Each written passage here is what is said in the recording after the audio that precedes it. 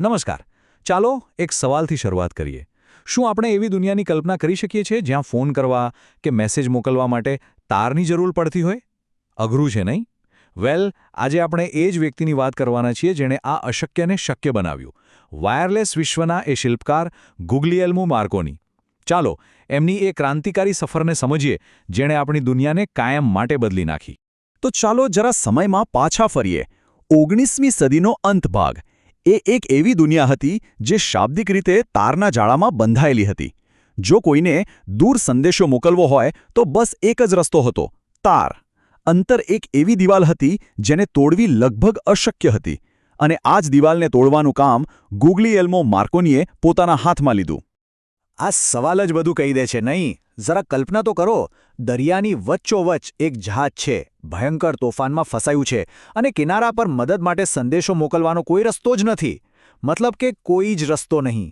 આ એ સમયની કેટલી મોટી અને સાચું કહું તો ડરાવણી સમસ્યા હતી. તો ચિત્ર એકદમ સ્પષ્ટ હતું. એક તરફ જમીન પર બધું જ ભૌતિક કેબલ્સથી જોડાયું હતું. મતલબ કે એક જગ્યાએથી બીજી નક્કી કરેલી જગ્યાએ જ વાત થઈ શકે. પણ બીજી તરફ સમુદ્રમાં ફરતા જહાજો જેવા ગતિમાન પદાર્થો સાથે સંપર્ક કરવો અશક્ય હતો. એ લોકો જાણે બાકીની દુનિયાથી સંપૂર્ણપણે અલગ જ પડી જતા. તો હવે આપણે મળીએ એ વ્યક્તિને જેણે આ પડકારને ઝીલી લીધો. એક એવો યુવાન જેની દ્રષ્ટિએ દુનિયાને જોવાની રીત જ બદલી નાખી.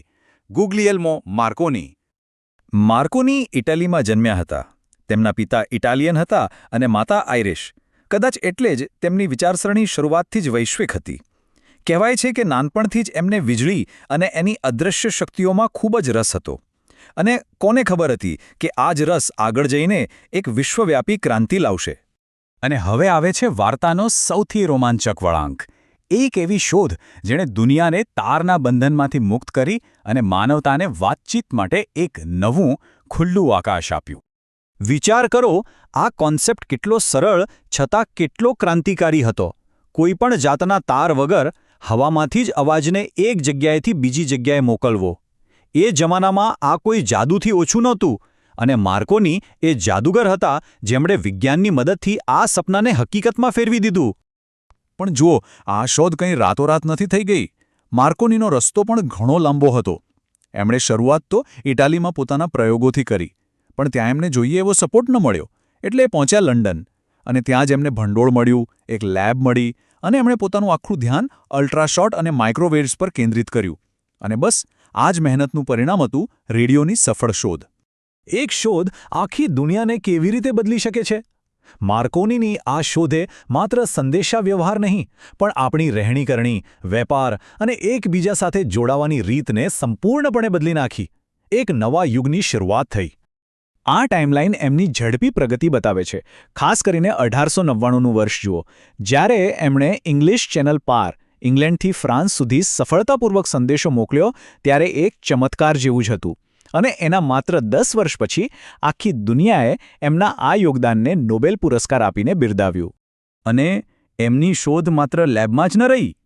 દરિયામાં ફસાયેલા જહાજોને બચાવવાથી માંડીને હજારો માઇલ દૂર બેઠેલા લોકો સાથે વાતચીત શક્ય બનાવવા સુધી રેડિયોએ લાખો લોકોના જીવન પર સીધી અસર કરી.